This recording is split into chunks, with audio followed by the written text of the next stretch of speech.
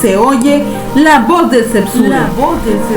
Un programa donde se estudia y revisa la literatura a lo largo de toda la línea del tiempo, así como obras contemporáneas de gran importancia.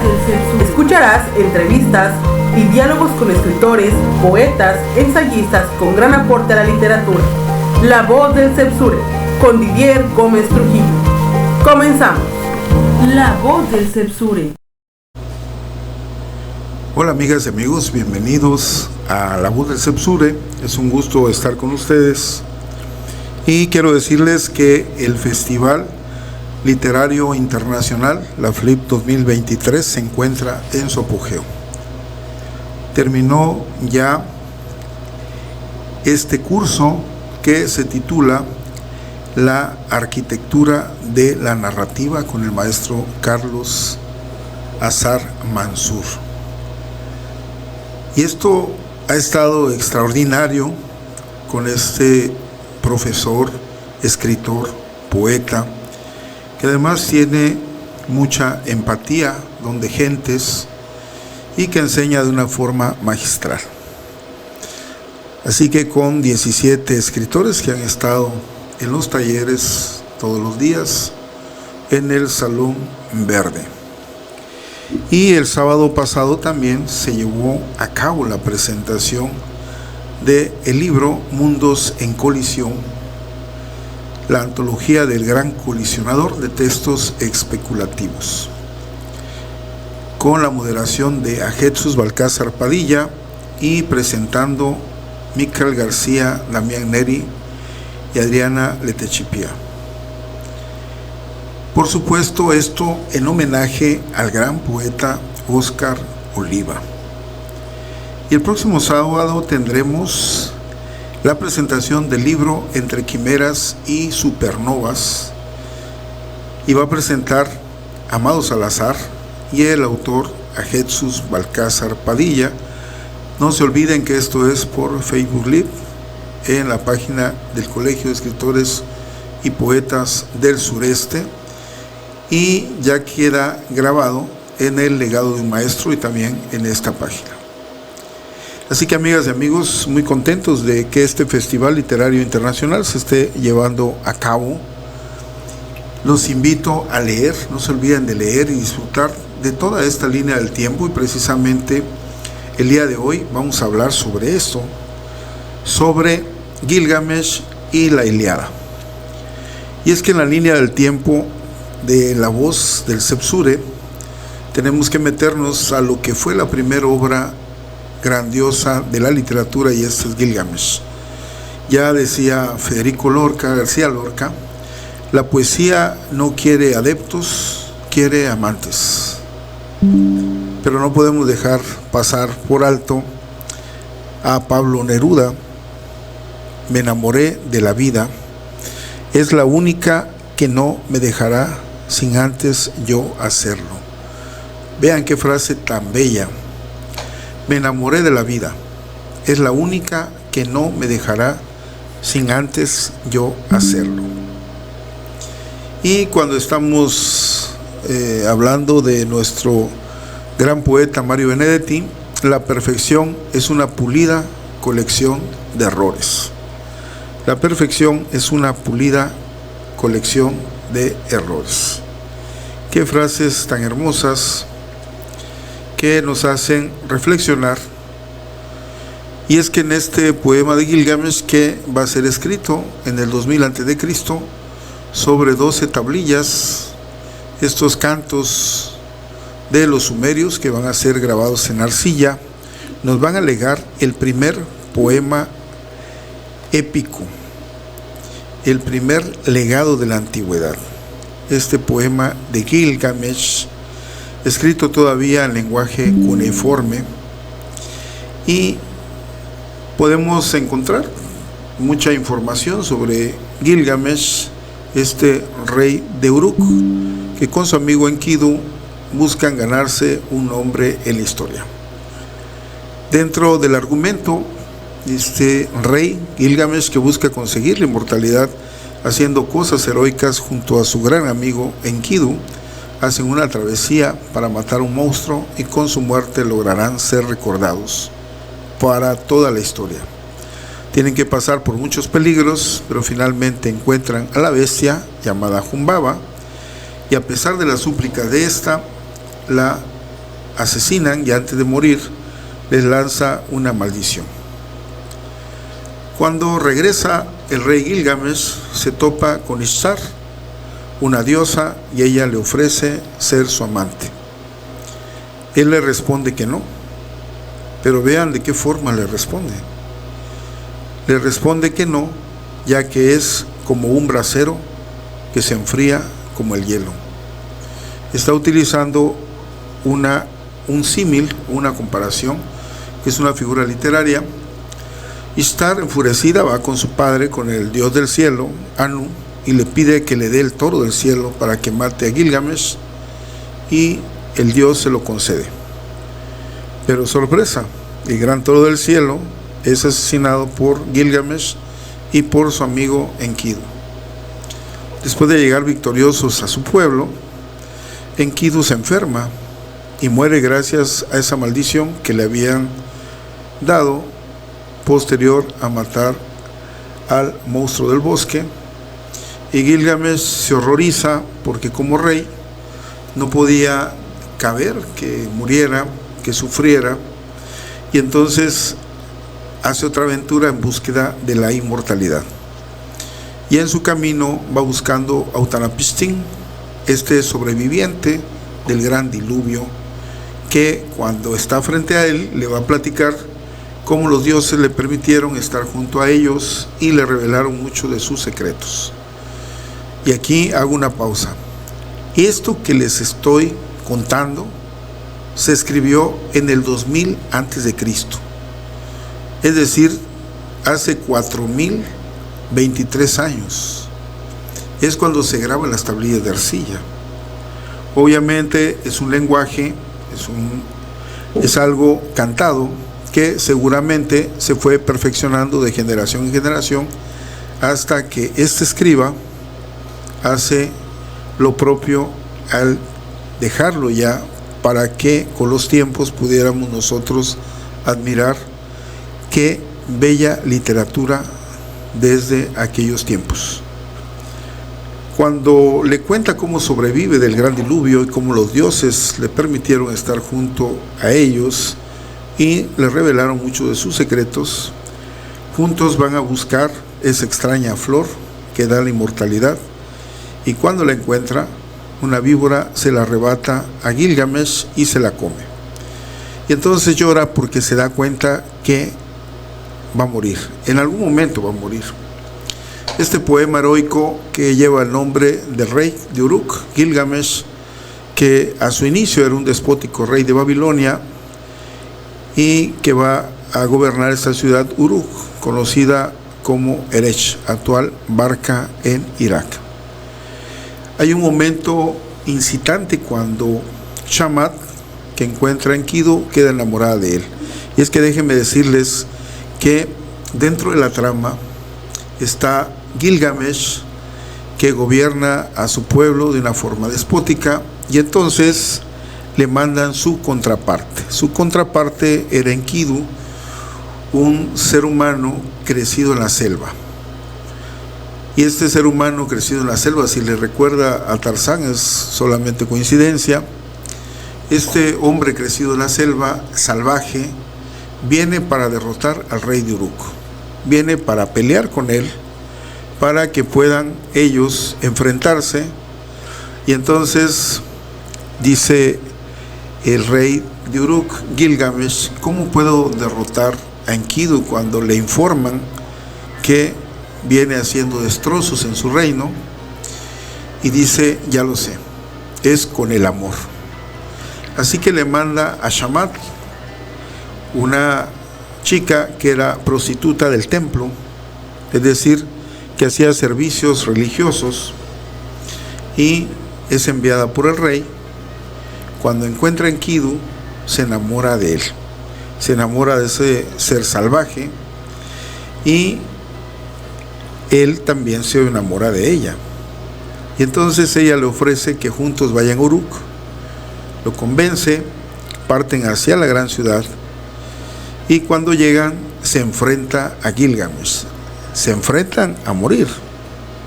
Los dos son buenos, uno es el rey y está muy bien entrenado, el otro es un salvaje que creció entre las fieras y como no hay ganador ni vencido, se hacen muy buenos amigos.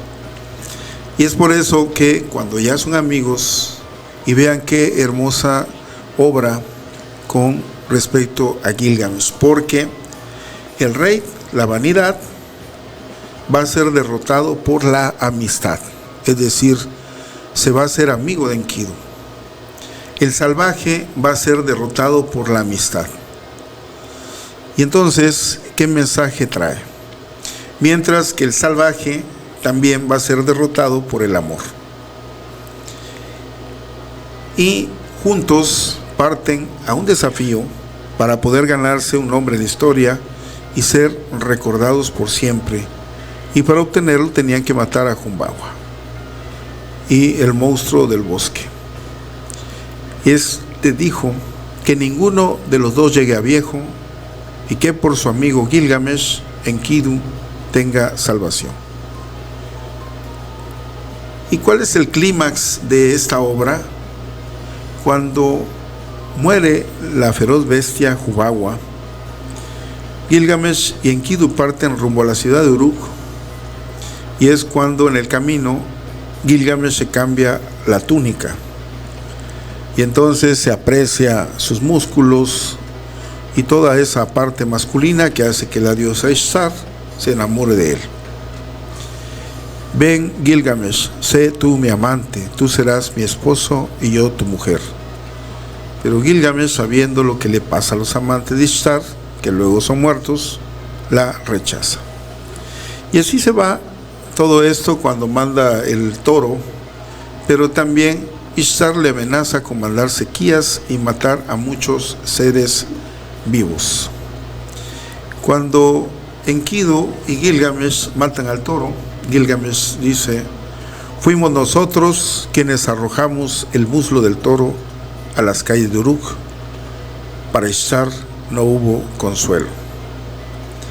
Cuando Enkidu estaba enfermo, gracias a esa maldición, empieza a refunfuñar contra la mujer que lo ama, Shamat.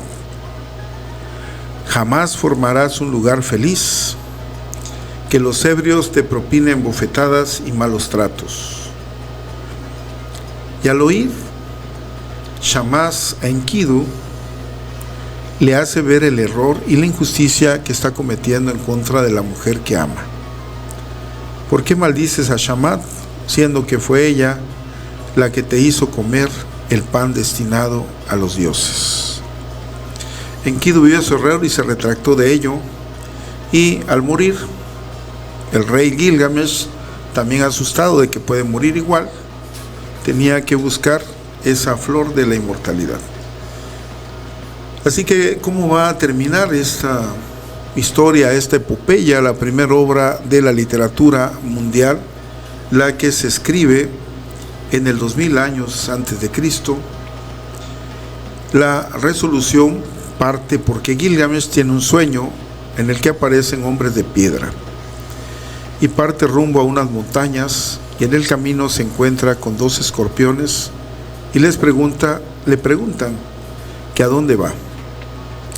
Y él responde que necesita entrar en las montañas para conocer al único sobreviviente del gran diluvio y al que se le otorgó el don de la vida, Utanapishtim. Los escorpiones lo dejan pasar, advirtiéndoles que la montaña es un lugar del que nunca nadie ha logrado salir. Gilgamesh parte y los escorpiones lo dejan pasar. Ve pues, Gilgamesh, la montaña Mashu está abierta para ti. ¿Cómo ven esta obra literaria que además tiene cosas hermosas?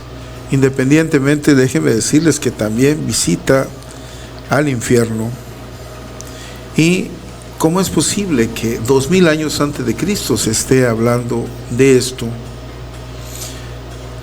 y visita el inframundo cuando pierde la flor. Gilgamesh, muy deprimido, hace que se aparezca Enkidu, ya muerto, y le da instrucciones de cómo debe bajar al inframundo, pero Enkidu no hace caso y queda atrapado en el infierno. Gilgamesh, deprimido, le suplica al dios Enlil que abra un agujero en el inframundo para que salga Enkidu, y cuando Enkidu sale, el fantasma le cuenta todo lo que vio en la parte de abajo. Y nos vamos a una pausa musical.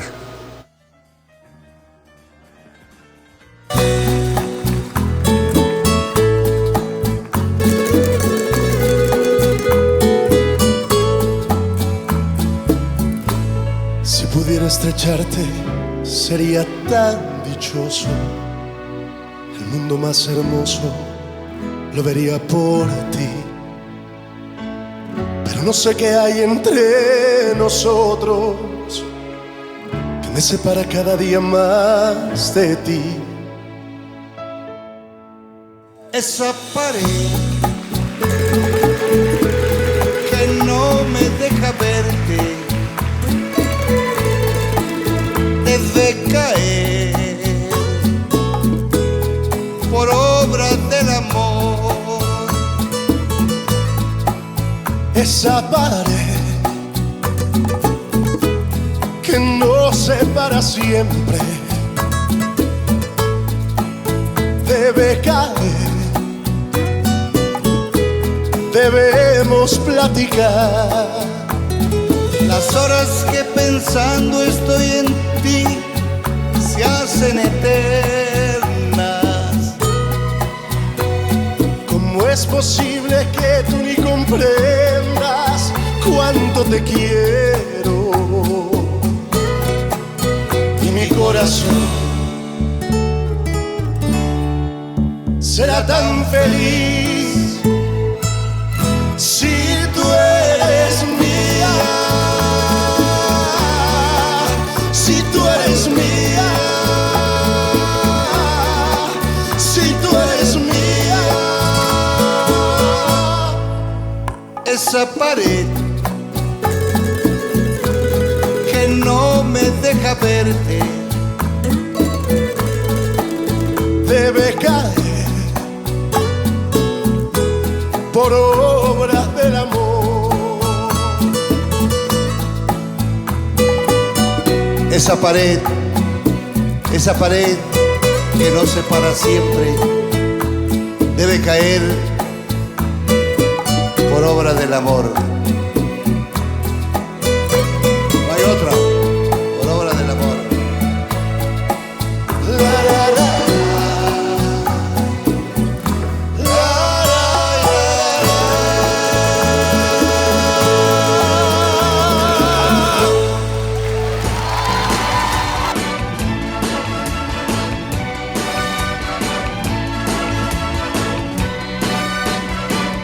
Hoy para mí es un día especial, hoy saldré por la noche. Podré vivir lo que el mundo no está cuando el sol ya se esconde. Podré cantar una dulce canción a la luz de la luna y acariciar y besar a mi amor como no lo hice nunca. ¿Qué pasará? ¿Qué misterio habrá? Puede ser mi gran noche. Y al despertar ya mi vida sabrá algo que no conoce.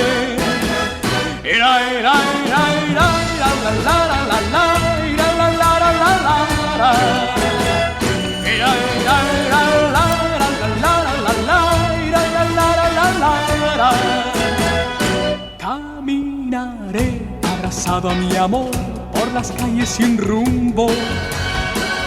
Descubriré que el amor es mejor cuando todo está oscuro. Y sin hablar nuestros pasos irán a buscar otra puerta que se abrirá como mi corazón cuando ella se acerca. ¿Qué pasará? ¿Qué misterio habrá? Puede ser mi gran noche. Y al despertar ya mi vida sabrá algo que no conoce.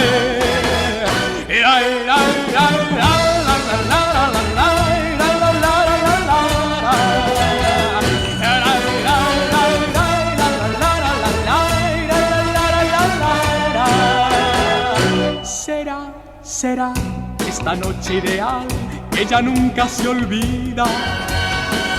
Podré reír y soñar y bailar, disfrutando la vida. Olvidaré la tristeza y el mal y las penas del mundo. Y escucharé los violines cantar en la noche sin rumbo. ¿Qué pasará? ¿Qué misterio habrá? Puede ser mi gran noche. Y al despertar ya mi vida sabrá algo que no conoce. ¿Qué pasará? ¿Qué misterio habrá? Puede ser mi gran noche. ¿Qué pasará? ¿Qué misterio habrá? Puede ser mi gran noche.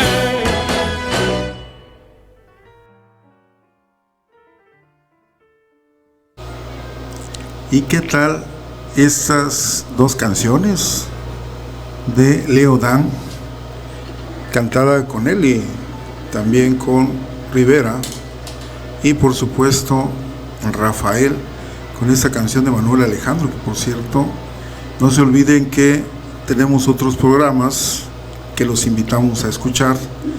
Uno de ellos se llama Filosofía de las Artes, con lo que usted debe saber sobre la filosofía oriental y occidental, y el programa Letra y Acordes del Alma, donde se hace un análisis no solamente de la trayectoria del cantautor, sino de cómo estructura sus canciones, de los tonos, cómo afinar una guitarra, cómo poder realizar nuestras canciones y empezar a plasmar en música o en poemas nuestros sentimientos. Y volviendo a esta parte importantísima de Gilgamesh, cuando hablamos de que hay que leer esa obra, el narrador no es un personaje que se va a meter en los asuntos de la historia, pero es el único de los personajes que sabe la historia desde el inicio hasta el fin. Es un narrador omnisciente. Y ahora todo esto ocurre en la antigua Mesopotamia, en la ciudad donde gobierna Gilgamesh, que se llama Uruk. Ahora, con frases impresionantes. Mira, contempla su muralla exterior con su cornisa como de cobre. Mira sus basamentos y muros interiores, nada se le iguala. Dentro del análisis estilístico vemos figuras literarias dentro de la obra de Gilgamesh cuando hablamos de maderas de mirto, maderas preciosas. Esta figura retórica se llama aliteración, y es que en la historia Hubawa, el monstruo del bosque, le ofrece esta madera que es preciosa y muy valiosa a los dos guerreros con tal de que le perdonen la vida. Maderas de mirto, maderas preciosas. Con esta figura literaria de la literación, que es repetir sonidos, sobre todo consonánticos, a lo largo de un verso o de una estrofa. Maderas de mirto, maderas preciosas. Pero hay muchas más, por supuesto. Un hijo de pescado que no conoce padre, como las tortuguillas que no saben lo que es mamar de su madre. Y esta es la figura retórica de comparación, siempre va acompañada del cómo. Un hijo de pescado que no conoce padre, como las tortuguillas que no saben lo que es mamar de su madre. Esta es la figura retórica de la comparación, porque en la historia, Hubawa, este monstruo del bosque, antes de morir, le dice a Enkidu estas palabras, lo cual sugiere que Enkidu no conoce lo que es tener papá y mamá, ya que fue creado por los dioses. Había cedros con troncos de mármol. Esto es una metáfora. Había cedros con troncos de mármol. En la historia nos cuentan que Gilgamesh encuentra un lugar en el que había muchos cedros con fuertes troncos. Pero qué forma de escribir del escriba Siqualum. Había cedros con troncos de mármol. Quiero repetirles que esta obra es escrita en el 2000 a.C. y ya estaban manejando la metáfora que consiste en nombrar una cosa con el nombre de otra a causa de su semejante real o ficticia. Había cedros con troncos de mármol. Un demonio maligno vino y me lo arrebató. Esta es una figura retórica de epíteto. En la historia, Gilgamesh, enfadado, dice que un demonio muy maligno se llevó a Enkidu al infierno. Epíteto es un adjetivo que resalta una cualidad de un sustantivo suficientemente conocida y aceptada. Dame la seña, dame las indicaciones, dime si es necesario atravesar el mar, dime si es necesario cruzar el desierto. Vean cómo repite: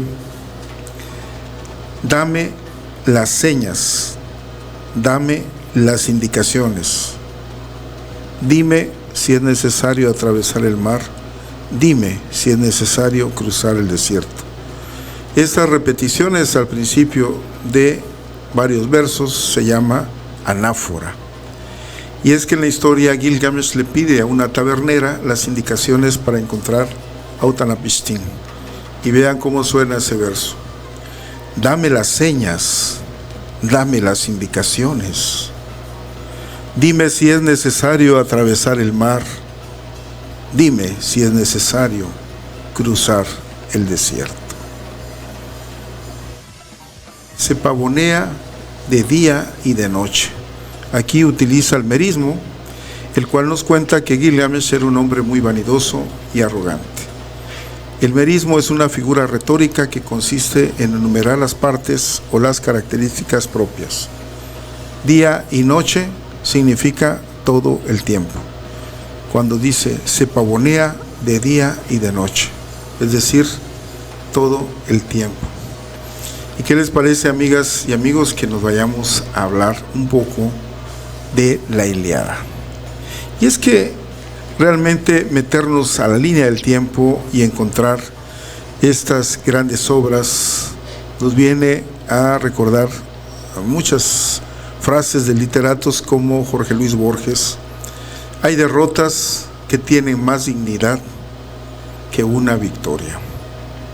Hay derrotas que tienen más dignidad que una victoria. Vean qué frase tan hermosa que nos está obsequiando Jorge Luis Borges. Y es que cuando empezamos a leer la Ilíada, canta diosa la cólera aciaga de Aquiles, pélida que a los hombres de Acaya causó innumerables desgracias, hirió al Hades las almas de muchos intrépidos héroes, cuyos cuerpos sirvieron de presa a los perros y pájaros de los cielos, que así los designios de Zeus se cumplieron, desde que separóse un día tras una disputa el Átrida, señor de los hombres, y Aquiles, divino. Y el de los pies ligeros, Aquiles, divino, repuso: gloriosísimo Átrida, de todos el más codicioso, ¿qué otra retribución te han de dar los aqueos magnánimos?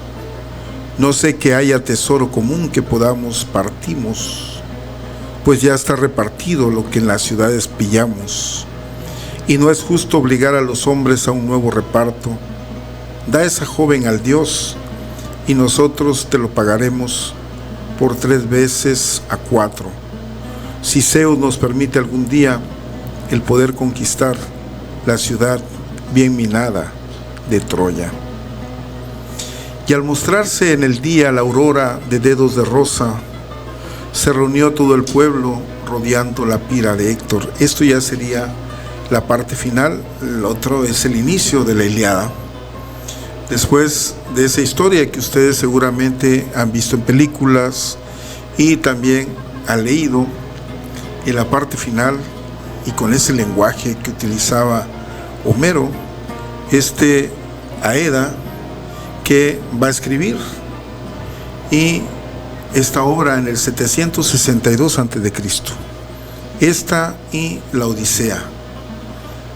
Al mostrarse en el día la aurora de dedos de rosa, se reunió todo el pueblo rodeando la pira de Héctor, y una vez encontráronse todos reunidos en torno, con el vino sombrío, apagaron del todo la hoguera, en el sitio en que el fuego reinó, y acabado ya esto, recogieron los pálidos huesos, hermanas y amigos, que gemían surcados los rostros de innúmeras lágrimas.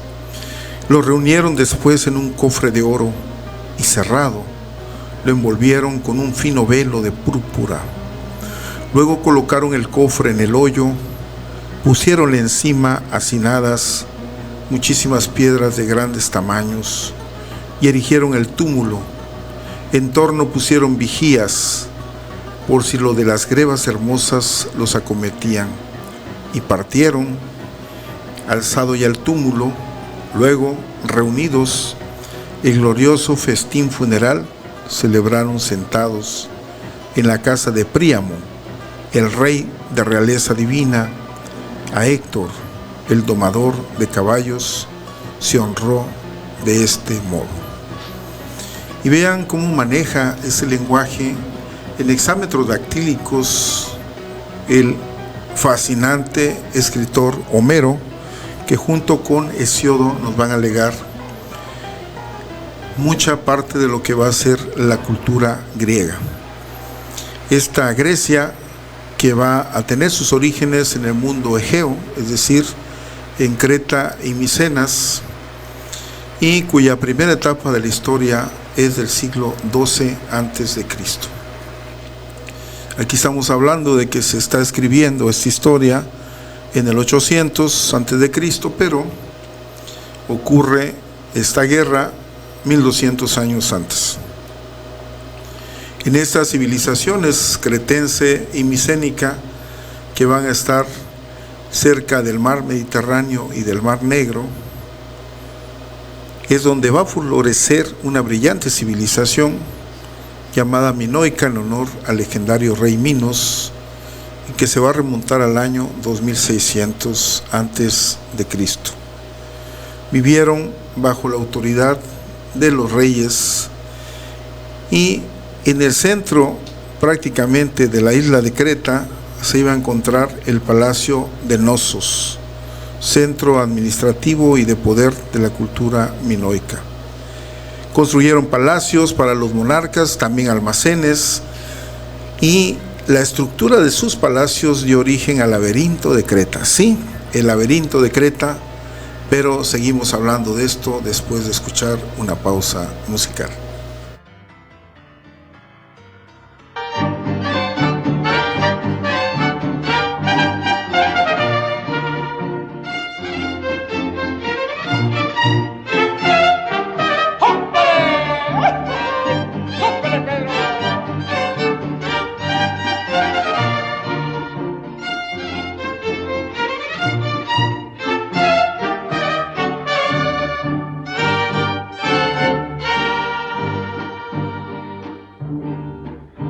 Deja que salga la luna, deja que se meta el sol, deja que caiga la noche, pa' que empiece nuestro amor.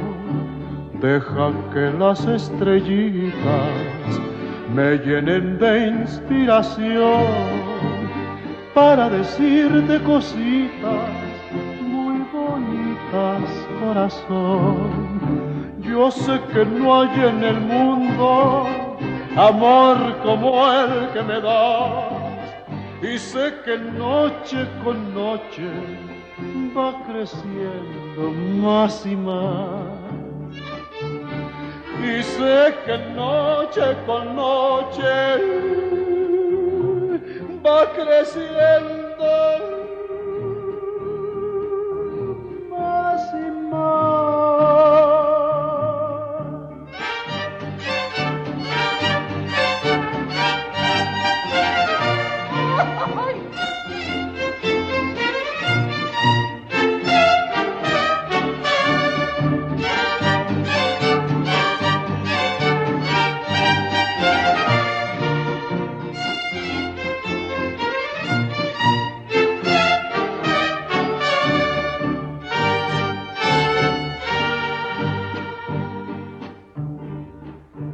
Cuando estoy entre tus brazos, siempre me pregunto yo, ¿cuánto me debía el destino que contigo me pagó? Por eso es que ya mi vida toda te la entrego a ti, tú que me diste en un beso lo que nunca te pedí. Yo sé que no hay en el mundo amor como el que me das, y sé que noche con noche va creciendo más y más. Y sé que noche con noche va creciendo más y más. Deja que salga la luna.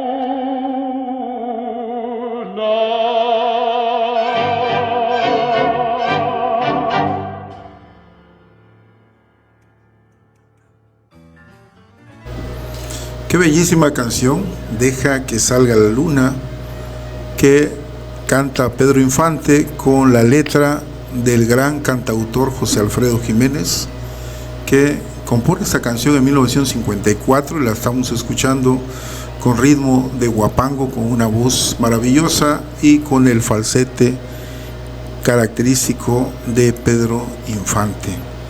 Y es que en la voz del Sepsure tenemos que buscar los sentimientos de cada uno de nosotros, y uno de ellos es a través de la música. Y les mencionaba que hablando de estas obras clásicas de Gilgamesh y la Ilíada, se construyen palacios y la civilización cretense da origen al laberinto de Creta. Estas ciudades prosperan económicamente, pero también artísticamente, y decoraron palacios con detalles de la vida.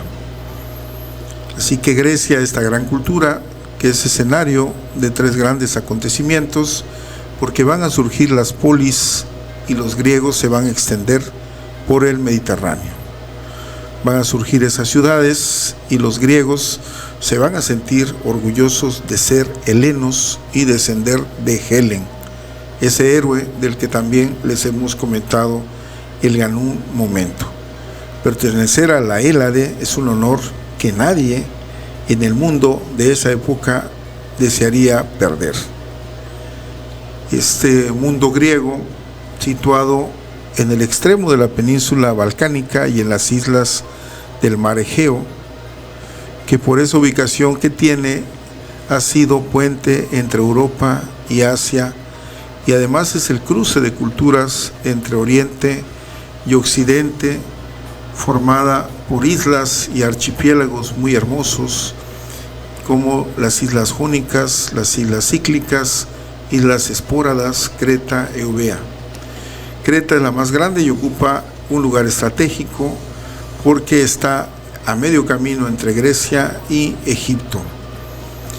Y esto hace que se desarrolle esta obra que va a ser representada de la cultura oral y alaedo, porque Homero no fue el que vio la guerra, no fue contemporáneo de los hechos, pero sí narró en su obra y la puso por escrito, la Ilíada, aproximadamente 5 siglos después.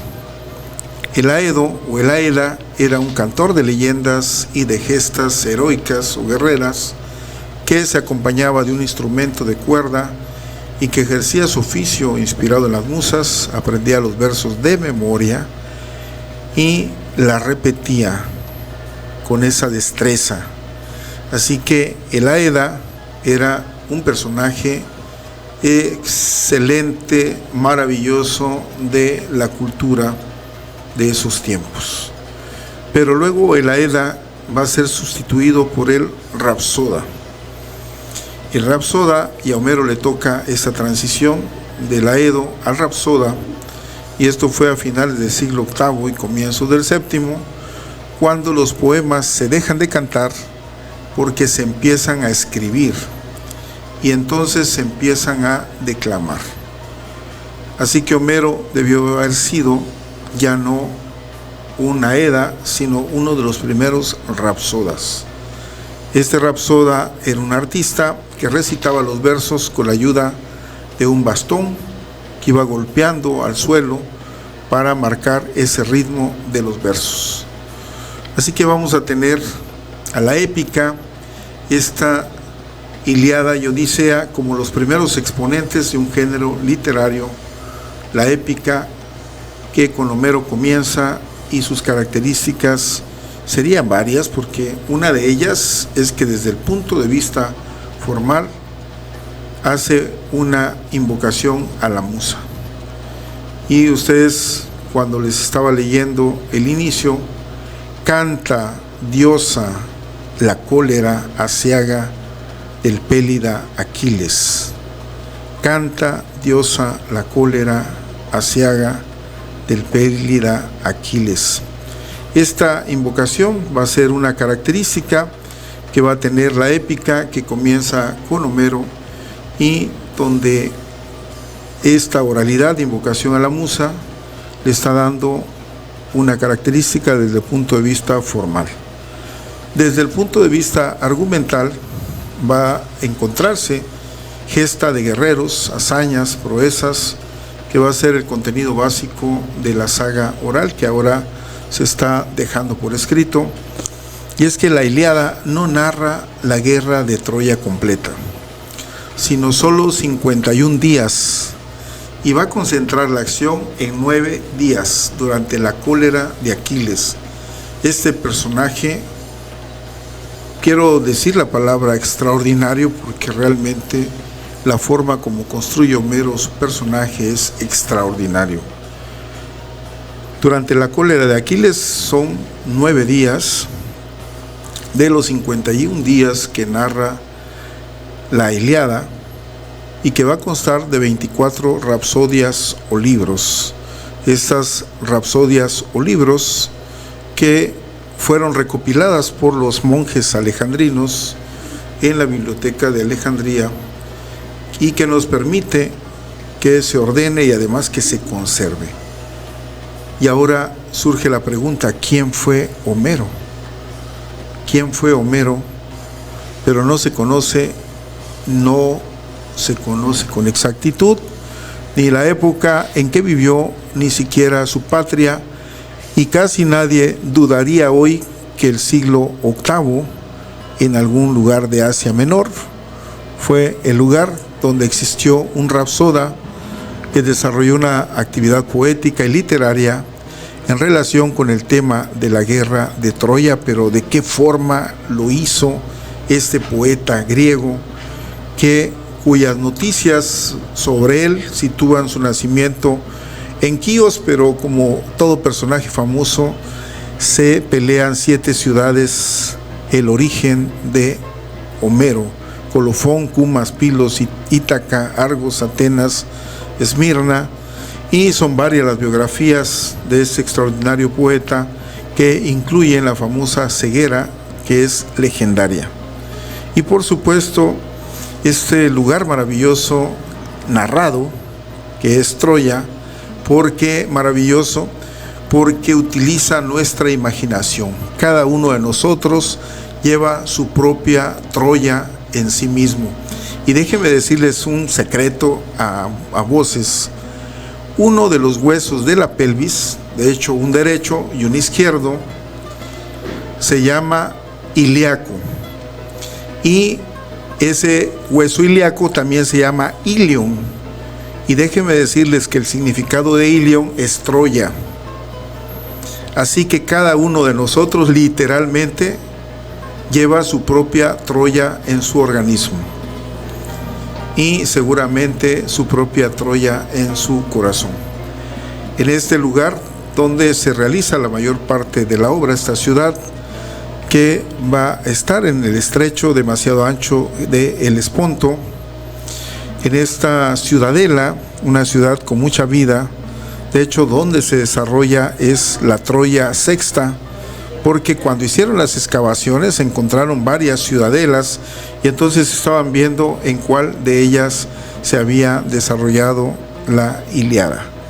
Y en este emplazamiento troyano que nos va a dar desde el punto de vista formal la Ilíada, la oralidad. Estos poemas que circulan de boca en boca, que se cantan al son de ese instrumento musical de cuerdas, esa invocación a la musa que va a ir siempre al comienzo y en un lenguaje formular que va a dar la repetición. La oralidad se va a apoyar en la repetición con escenas repetidas del mundo micénico como la realización de sacrificios. Pero desde el punto de vista del argumento vamos a encontrar esas gestas de guerreros, hazañas, proezas, que es el contenido básico, la muerte en el combate, la muerte heroica, que se va a enlazar como un valor supremo, de donde se va a derivar la fama, la gloria, que va a perdurar más allá de la muerte y que va a hacer que tenga trascendencia.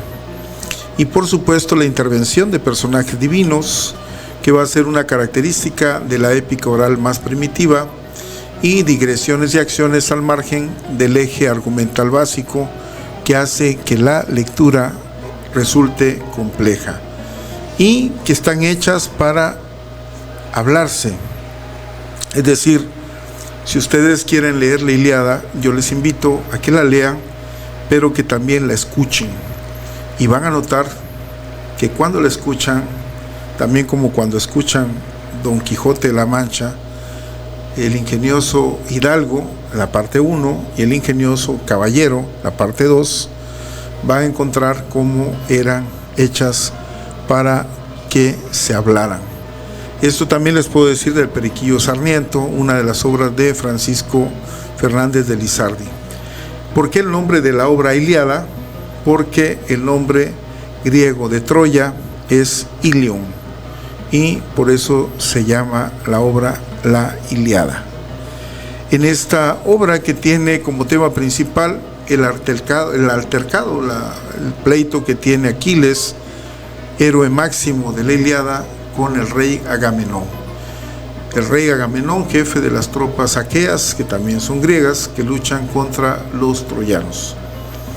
Y el tema secundario es la ira de Aquiles, que escribe la causa que la produce y las temibles consecuencias que implican. Así, esta guerra de Troya se convierte en una escena en la que se desarrolla la cólera de Aquiles. Pero a ver, amigas y amigos, en la Ilíada encuentran la naturaleza del ser humano: amor, odio, envidias, chismes, enfrentamientos de caballeros. Bueno, encuentran de todo, y eso ha sido algo que la ha hecho trascender a través de los tiempos. Aquí Aquiles, héroe y protagonista principal, que logra convertirse en el hilo que desencadena toda la trama de la novela, y que tiene muchísimos personajes, no solamente este griego Aquiles, jefe de los mirmidones de Tesalia, es decir, de las hormigas, el ejército de hormigas, mirmidones; Héctor, príncipe de Troya, esposo de Andromaca y padre de Astianac, que es el mejor guerrero troyano. ¿Y por qué nos duele tanto la muerte de Héctor cuando estamos leyendo? Porque sabemos que Aquiles tenía origen divino. Era ser humano, pero con origen divino, y entonces como que tenía más ventaja que contra Héctor, que era el ser humano completamente entrenado y al máximo de su capacidad. Todos sabíamos que él iba a perder, sin embargo, teníamos la esperanza de que Homero en algún momento lo hiciera ganador. Pero no, él siguió toda la secuencia que puede esperarse de esta novela, donde Patroclo, amigo de Aquiles, cuya muerte va a desatar la ira sobre Héctor. Hay otros personajes como Agamenón, hijo de Atreo, rey de Micenas y de Argos, que es con quien choca Aquiles, y por supuesto París, que también tiene el nombre de Alejandro, príncipe troyano y hermano de Héctor, que es quien rapta a Helena, la mujer más hermosa del mundo en aquel tiempo. París, que también se llama Alejandro. Entonces estos son los personajes principales de la Ilíada: Aquiles, Héctor, Patroclo, Agamenón y París. Y en los personajes secundarios, uno diría, ¿por qué secundaria Helena? Si al final de cuentas la esposa de Menelao, rey de Esparta y hermana de Clitemnestra, fue parte de esa disputa. Pero también intervienen deidades dentro de estos personajes secundarios como Zeus, Afrodita, Atenea, Ares, Hera, Poseidón, Apolo, Artemisa, Hefesto, Hermes, Leto, el dios del río, Escamandro, y vamos a encontrar a Néstor y Odiseo. Sí, el Odiseo que ustedes podrán deducir que es quien va a ser el personaje de la Odisea. Y este Odiseo, que en nombre griego es Ulises, va a ser el representante de la sabiduría heredada de Néstor y de la pericia o de la habilidad frente a las masas, que esto tiene como característica Odiseo. Y por supuesto el rey Príamo y Hécuba, los padres del príncipe Héctor. Vamos a tener a los dioses troyanos, otros dioses y los dioses griegos, que al final de cuentas los troyanos y los griegos eran parte de, pero en ese momento él los tenía divididos, y vamos a tener nombres troyanos y nombres griegos, y estos van a ser muy específicos: Príamo, Hécuba, Héctor, París, Helena de Troya, Eneas, Casandra, Laoconte y Pándaro eran troyanos, y los griegos: Agamenón, Aquiles, Odiseo, Patroclo, Tersites, Néstor, Menelao, Diomedes. Así que los personajes de la Ilíada no son personajes de la guerra de Troya, son personajes de la vida misma. La vida misma es la lista inacabable. Aquiles tiene todo menos equilibrio, sus reacciones son extremas, pero razona con coherencia cuando llega el padre de Héctor, y él actúa como un ser humano que está coherente, pensando muy bien. Y amigas y amigos, así es como hemos revisado algo para que ustedes se vayan a leer, y estamos viendo Gilgamesh y la Ilíada, y nos vemos en el próximo programa de La Voz del Sepsure.